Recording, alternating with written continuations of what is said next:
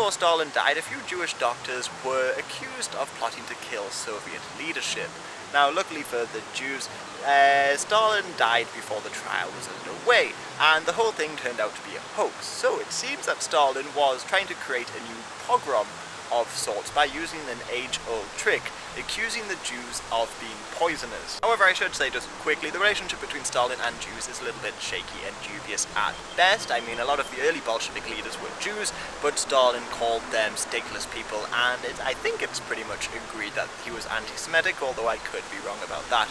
Let me know if I am. However, going back to the Jews are poisoners thing, this can be traced back to at least the Black Death, when Jews were accused of poisoning wells, and a lot of them were persecuted because of this belief.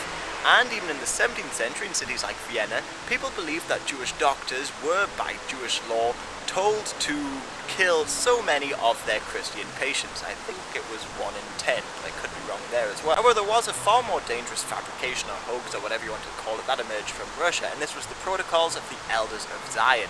Now, this document says, allegedly, how Jews were responsible for a lot of the world's problems and were planning world conquest, and it was published in Russia in the early 20th century. The document soon spread across Europe and America, largely by Russian emigres, and some high-ranking people got on board with the idea. For instance, there was a British journalist called Victor Marsden who liked this document and said it was proof that the Jews were trying to wipe out the white Gentile race by starting wars and revolutions. And in America, Henry Ford began publishing and distributing the document himself. In Poland, the document had a lot of readers as well, and it in part encouraged a lot of Polish people, including some government officials, to demand that Jews in Poland be deported to Madagascar. And it also had a large readership in the Middle East, and it helped justify some of the early violence against the new Jewish arrivals in the 1920s, and some Muslim groups still cited today. Plus, the stories of world Jewish control and plans to take over the world and stuff like that are of course repeated by KKK conspiracy theories and the likes, and of course it seems to be very popular on the internet right now.